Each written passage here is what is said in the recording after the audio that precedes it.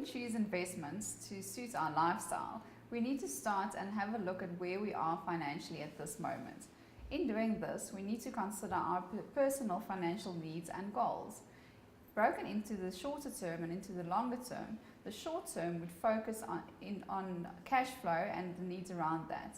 When we consider the portfolio that we need to put together to actually be able to sustain our short-term and our long-term needs for our lifestyle, we will have to do a proper asset allocation. Asset allocation is actually the process of bringing all the building blocks that investments are made up of into one portfolio. These building blocks would be different investment types like cash or putting your money into a money market account, fixed income instruments, which would be things like bonds, and then listed property and equity, which would be your higher yielding asset classes for the longer term. When we do this, we get a portfolio that can actually provide in our short term and our long term needs for our lifestyle. When we get used to a specific lifestyle, we would like to maintain that lifestyle by the day that we retire. When we have to think about retirement, we need to consider the growth rate of our portfolio to be able to keep up with the increases in prices of our lifestyle.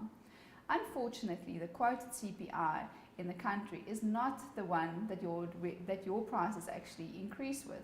Your lifestyle price increases would be more specific to what you buy and the type of lifestyle that you lead.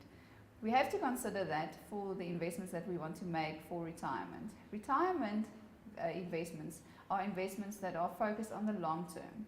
When we focus on investments for the long term, we would like to invest the majority of our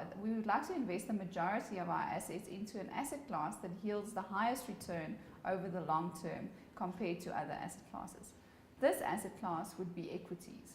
When we consider equities and the inclusion of equities into a portfolio, we find that we can't manage a portfolio for the long term if we don't include the substantial part of the portfolio into equities.